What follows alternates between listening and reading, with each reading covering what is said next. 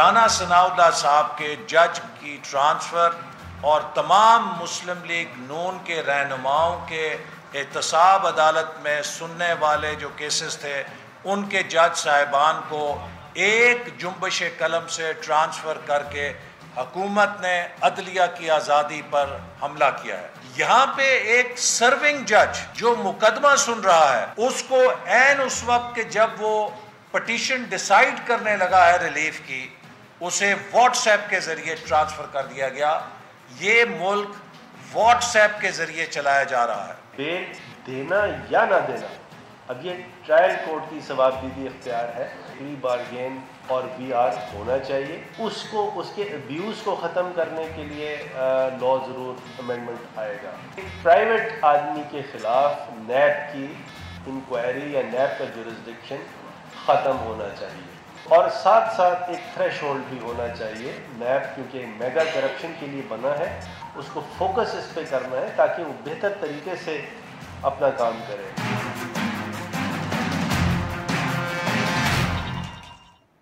Welcome to news wise. میں ہوں عارفہ نور. Programme میں آج سب سے پہلے ہم بات کریں گے جو اس وقت آئینی اور قانونی ایشوز حکومت کو درپیش ہیں. اسی حوالے سے یہ کہنا شاید غلط نہیں ہوگا that the law ministry is in the eye of the storm, so to speak, at the moment. سب سے پہلے جو ایشو لا منسٹری کے سامنے ہے وہ تو ہے ججز کی ٹرانسفر کا، جس کی وجہ سے اپوزیشن کی طرف سے حکومت پر بہت تنقید بھی ہوئی ہے. گزشتہ روز احتساب عدالت لاہور کے 2 ججز اور جو منشیات عدالت کے ایک جج جو نواز لیگ کے رہنما رانا ثناءاللہ صاحب کے خلاف جو کیس ہے وہ بھی سن رہے تھے، ان کی خدمات کو واپس کر دیا گیا ہے لاہور ہائی کورٹ نے. لا منسٹری نے ایک خط لکھا اور کہا کہ ان 3 ججز کی اب ہمیں ضرورت نہیں ہے. مگر جو زیادہ بڑا ایشو بنا وہ یہ بنا کہ جو جج مسعود ارشد ہیں جو رانا ثناءاللہ صاحب کا کیس سن رہے تھے عدالت کے اندر، انہوں نے دوران پروسیڈنگز کے یہ کہا کہ ان کو واٹس ایپ کا میسج آیا ہوا ہے اور اس کے بعد اب وہ کیس یہ نہیں سن سکتے، اور وہ پروسیڈنگز وہاں روک کے جوڈیشل ریمانڈ دے کے وہ عدالت چھوڑ کے چلے گئے. نواز لیگ نے اس کے بعد حکومت کے اوپر بہت تنقید کی ہے. اطلاعات آ رہی ہیں اور اخبارات میں خبریں بھی چھپی ہیں کہ جو باقی 2 ججز تھے جو احتساب عدالت کے ججز تھے اور جن میں سے ایک جو ہیں وہ چودھری شوگر ملز کا کیس بھی سن رہے ہیں، ان کی تقرری جو ہے وہ اسی سال ہوئی تھی جون کے اندر، اور ابھی 70 دنوں کے اندر ان دونوں کو تبدیل کر دیا گیا ہے. اس کے علاوہ یہ بھی اطلاع آئی ہے اور خبر آئی ہے کہ مسعود ارشد صاحب جو وہی منشیات عدالت کے اندر جج لگے ہوئے تھے، ان کے تبادلے کے لیے 12 جولائی کو بھی چیف جسٹس لاہور کو خط لکھا گیا تھا، مگر اس کے بعد کوئی ایکشن نہیں لیا گیا، جس کے بعد 26 کو دوبارہ خط لکھا گیا ہے. دوسری طرف جو ایک اور ایشو ہے اس وقت لا منسٹری کے سامنے، وہ ہے الیکشن کمیشن کے اندر جو 2 ممبرز اپوائنٹ کرنے تھے. اس حوالے سے بھی حکومت اور اپوزیشن کے درمیان کنسلٹیشنز ہونی تھیں اور فیصلہ ہونا تھا، مگر وہ کنسلٹیشنز کہیں نہیں پہنچیں. اس کے بعد ایک پارلیمنٹری کمیٹی جو تھی وہ بھی اپوزیشن اور حکومت کے ممبرز کی جو تھی اس کے اوپر بھی بات ہوتی رہی، نیگوسیشنز ہوتی رہی، وہاں بھی فیصلہ نہیں ہوا. تو پھر یونیلیٹرلی حکومت نے ایک پریزیڈینشل آرڈیننس کے تھرو یہ اپوائنٹمنٹس کر دیں، جو اپوزیشن نے نہ صرف ریجیکٹ کر دیں بلکہ جو چیف الیکشن کمشنر ہیں انہوں نے بھی اوتھ دینے سے انکار کر دیا، اور یہ ایشو بھی اب ایک پٹیشن کے ذریعے اسلام آباد ہائی کورٹ میں پہنچ چکا ہے. اس کے علاوہ لا منسٹری نے یہ بھی کہا ہے، فروغ نسیم جو ہمارے لا منسٹر ہیں انہوں نے کہا ہے کہ نیب کی جو اکاؤنٹیبلٹی لاز ہیں ان کے اندر بھی تبدیلی کرنے کی ضرورت ہے. انہوں نے کہا ہے کہ چاہے بیل کے پاورز ہوں یا جو بزنس کمیونٹی کے اس وقت خطرہ محسوس ہو رہا ہے نیب کی طرف سے، وہ ہراسڈ فیل کر رہے ہیں اور اس لیے ان کے زیادہ تر جو کیسز ہیں وہ FBR کے ذریعے دیکھے جائیں گے اور نیب کو جو ہے ان کی جورسڈکشن کو ریسٹرکٹ کر دیا جائے گا. وہ انہوں نے اس پہ بھی بات کی اور اس کے حوالے سے بھی اپوزیشن کی طرف سے تنقید سی آ رہی ہے. یہ سب ایشوز جو ہیں آج ہم ڈسکس کریں گے سینیٹر فروغ نسیم کے ساتھ جو وزیر قانون ہیں. But for the moment we'll take a short break. Stay with اس.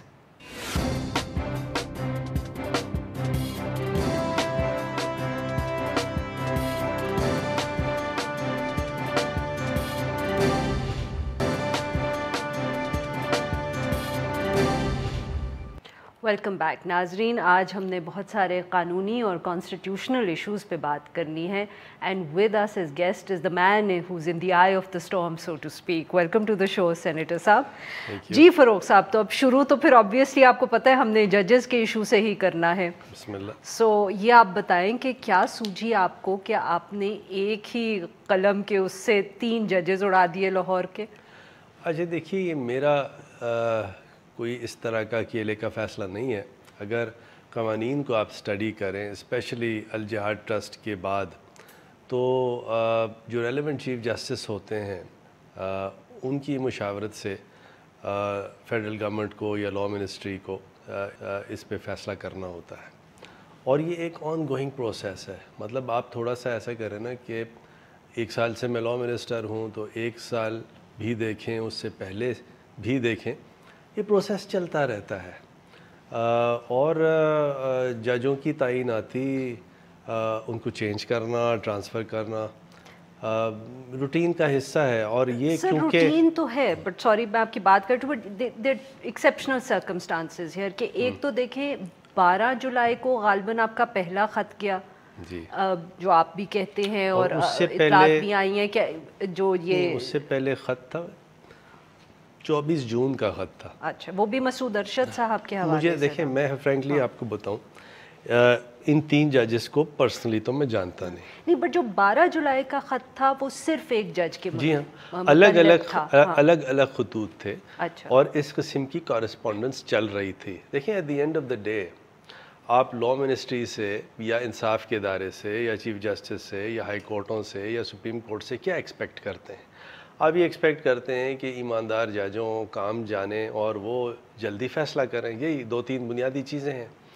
और अगर और वो ख़त क्योंकि आपने ख़ुद कोट कर दिया, मैं उसको कोट नहीं करता, इसकी वजह ये है कि कॉन्फिडेंशियल चीज़ें हैं। Sir it's all over the media, हमने भी वहीं से देखी है, आपने देखा ज़रूर है, लेकिन जो भी उस ख़त में है उसमें कोई कुछ ना कुछ तो लिखा है ना, वो देखा है ना आपने।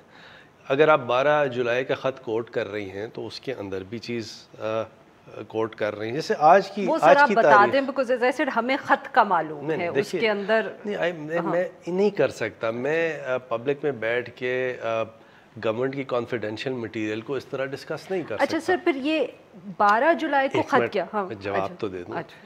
तो लिहाजा ये जो हुआ और जिस तरह ये कल्मिनेट हुआ और जिस तरह ये कल्मिनेट हुआ तो वो नेचुरली मुशावरत थी, लाहौर हाई कोर्ट के चीफ जस्टिस साहब से मुशावरत थी।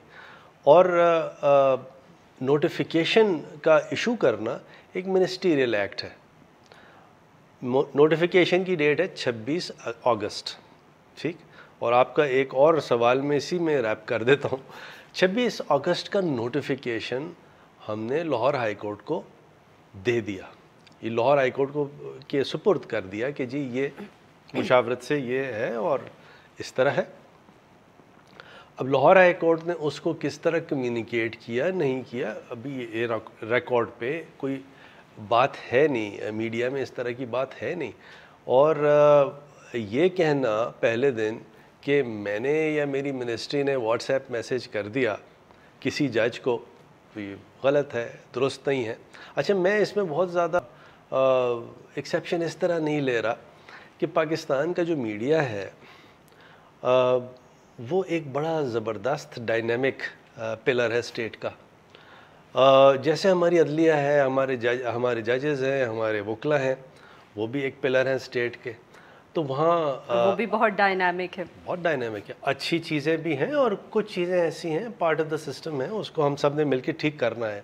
अब मिसाल के तौर पे किसी जर्नलिस्ट ने खट से ट्वीट कर दी, किसी जर्नलिस्ट ने कह दिया, ओ जी देखें जी फ़ारूक साहब तो वो अल्ताफ़ हुसैन और मुशर्रफ साहब के हर काम करते थे। कोई बात नहीं, सही भी सही है, गलत भी सही है। देखिए यहाँ ये देखिए कि ये एक मुशावरत का सिलसिला चल रहा है। ऐसा नहीं है कि वन डे उठ के हमने कर दिया हो।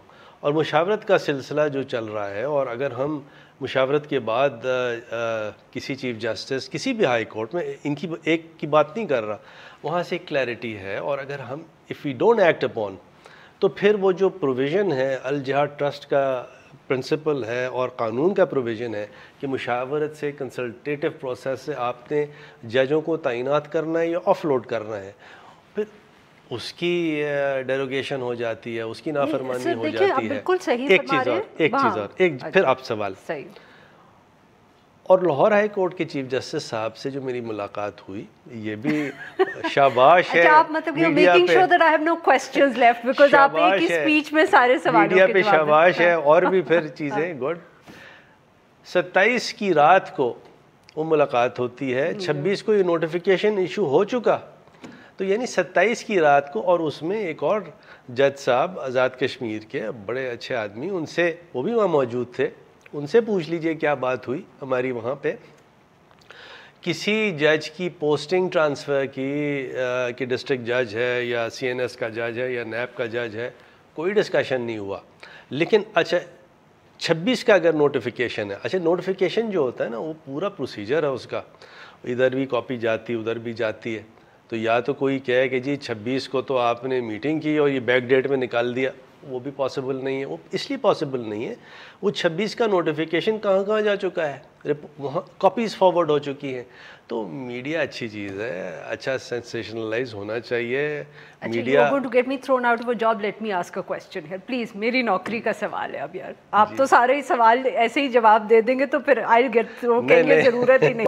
سمجھنے کی بات جو میرے لیے صرف کنفیوزنگ تھی وہ یہ تھی کہ اگر نوٹیفیکیشن 26 کو تھا تو پھر 28 کو جج صاحب عدالت میں کیا کرے تھے؟ یا تو ان کو پہلے بتا دیا گیا جانا چاہیے تھا، اور اگر نہیں بتایا گیا تو obviously واٹس ایپ میسج کسی سے بھی آیا ہے، the question still remains, I mean the issue is کہ وہ تو کوئی طریقہ نہیں ہے نا کسی کو انفارم کرنے کا. تو یا تو وہ اس دن عدالت میں ان کو ہونا نہیں چاہیے تھا، اور اگر وہ اس دن عدالت میں بیٹھے ہوئے تھے تو پھر آپ نے لاہور ہائی کورٹ سے پوچھا نہیں کہ ان کو آپ نے ابھی تک بتایا کیوں نہیں تھا، کیونکہ واٹس ایپ تو کوئی اون ہی نہیں کر رہا. So clearly the high court didn't tell ہم. میں آپ سے آپ کی جواب دوں بہت سارے جو یاد مجھے رہ جائے گا. لیکن پہلی بات تو یہ ہے کہ جہاں تک کہ ہمارا تعلق ہے، منسٹری آف لاء کا تعلق ہے، ہماری طرف سے تو ایک نوٹیفیکیشن ایشو ہونا تھا جو ہم نے ایشو کر دیا، اور اس کی کاپی ہم نے باقاعدہ لاہور ہائی کورٹ کو بھجوائی، پھر اس کا جو طریقہ ہے فیکس بھی کیا اور جو کچھ.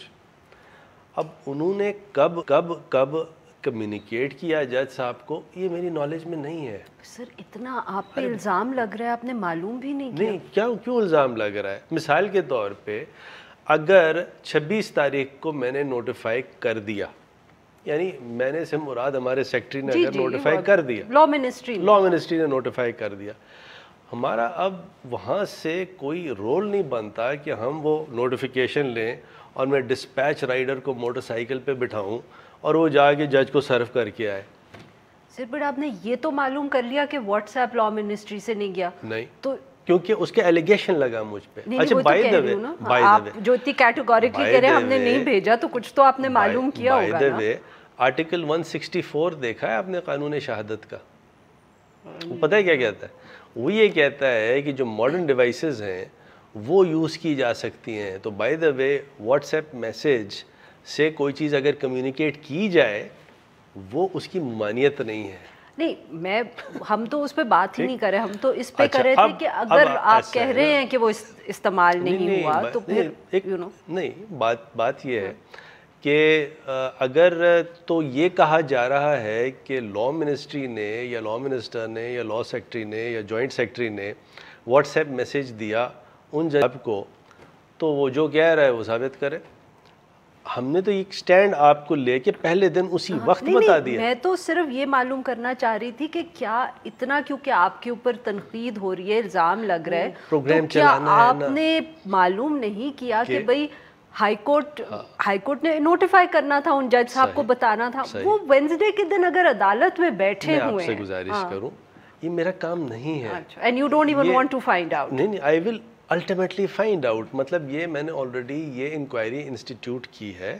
انکوائری سے مراد یہ مطلب یہ پوچھا ہے اپنے لا سیکٹری سے، بلکہ کل جب یہ پروگرامز وغیرہ ہوئے تو میں نے ان سے پوچھا کہ بھائی بتائیے کب ان کو کمیونیکیٹ ہوا, حالانکہ یہ ہمارا رائٹ یا جورسڈکشن یا اتھارٹی نہیں ہے, یہ وہ جانے ان کا کام ہے. جی but just because of the crime. لیکن اسی طرح کی بات ہے کہ ٹھیک ہے وہ کنٹروورسی اٹھ رہی ہے, اٹھتی رہے, لیکن جو انٹیلیجنٹ جرنلسٹ ہیں آپ کی طرح کے, وہ پتہ ہے کیا کہتے ہیں کہ جب اس کا کنسرن ہی نہیں ہے لا منسٹر سے, لا منسٹری سے, تو پھر یہ کیوں معلوم کریں.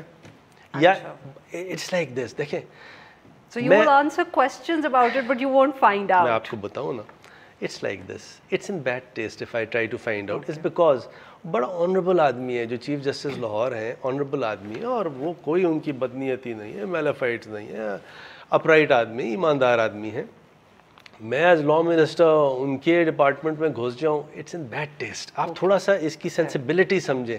مطلب میں پھر میڈیا یہ کہے گا, پتہ ہے میرے بھائی ہیں, وہ کیا ہے, یہ دیکھیے کنٹروورسی لا منسٹری کی, اور چلے سر پھر ہم امید کر سکتے ہیں کہ لاہور ہائی کورٹ والے کچھ کلیریفیکیشن ہمیں پرووائڈ کر دیں. میں تھوڑا سا بات بتایا, وہ sir we have to take a break here, تو اس کے ناظرین یہاں پہ لیں گے ایک چھوٹا سا بریک. جب بریک سے واپس آئیں گے تو ہم فروغ نسیم صاحب سے گفتگو جاری رکھیں گے. اسٹے ود اس.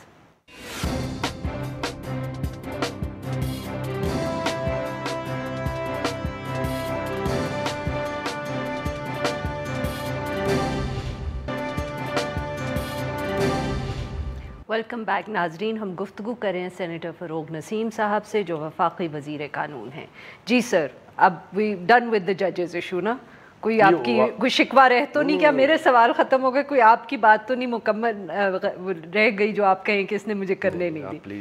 سر ای سی پی کا ایشو بہت امپورٹنٹ, وہ اب ہائی کورٹ میں بھی چلا گیا ہے, اور چیف جسٹس اطہر من اللہ صاحب نے اگلے دن بہت وہ شکوہ کیا جو وہ پہلے بھی کر چکے ہیں کہ پارلیمنٹ کے جو کام ہوتے ہیں یہ کیوں کورٹس کے اندر آتے ہیں. تو کیوں آپ نے یہ یونیلیٹرلی آرڈیننس یا نوٹیفیکیشن پریزیڈنٹ صاحب سے جو تھا وہ جاری کروایا, اور آپ نے کنسلٹیشنز کا پروسیس جو تھا وہ بیچ میں چھوڑ دیا؟ تھینک یو ویری مچ, بہت ہی عمدہ سوال, and I am grateful to you and to your channel کہ آپ نے یہ ریز کیا ہے.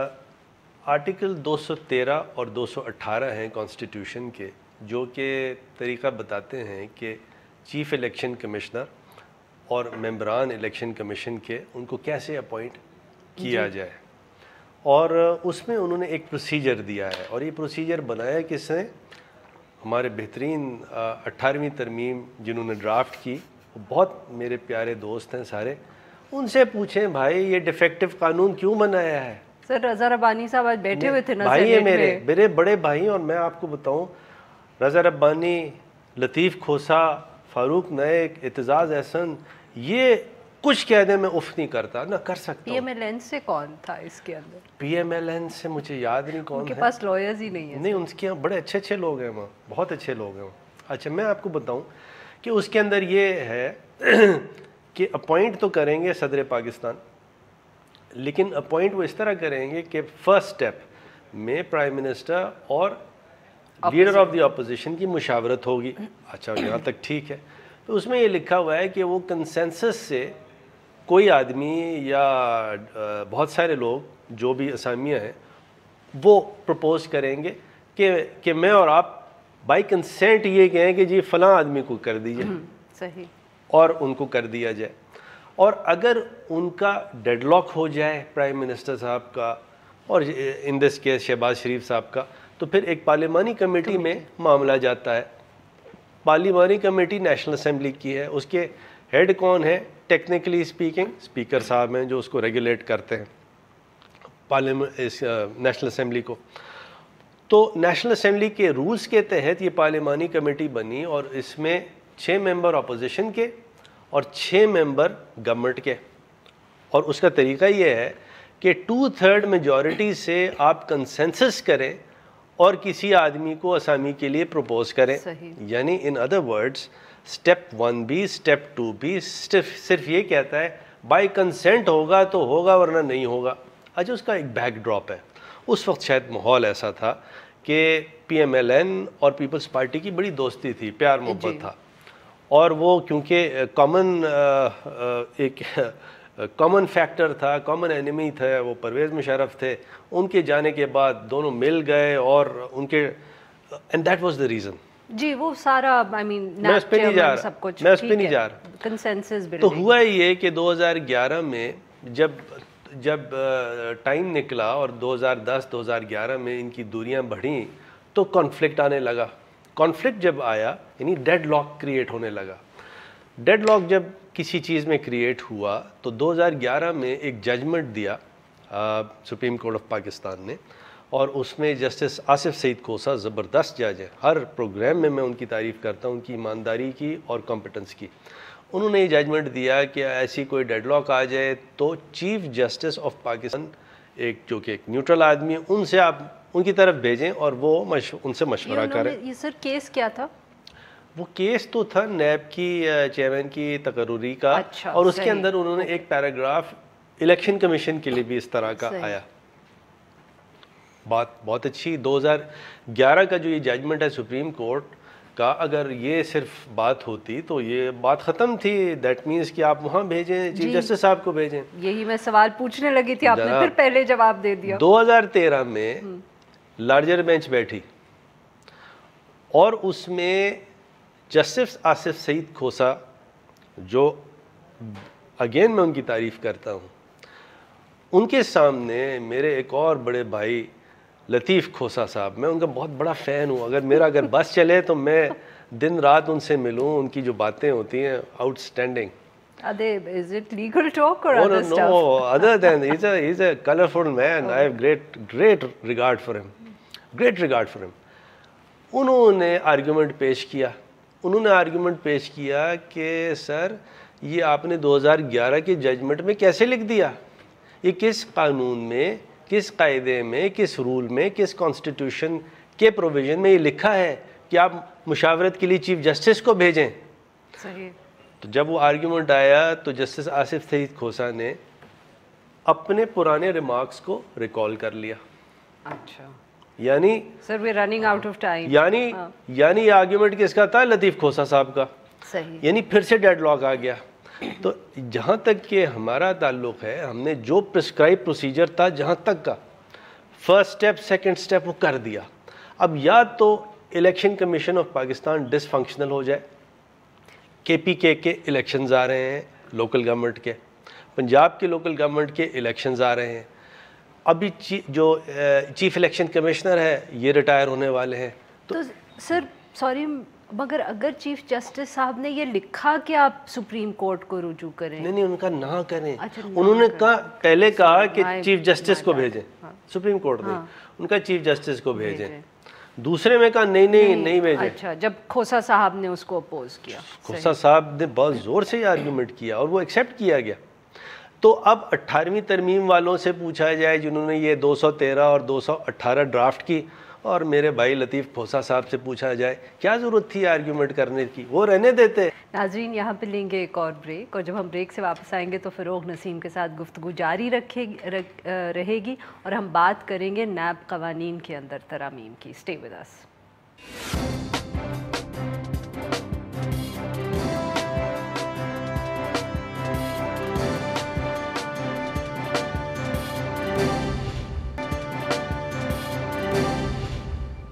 Welcome back. ناظرین ہم گفتگو کریں سینیٹر فروغ نسیم صاحب سے جو وفاقی وزیر قانون ہیں.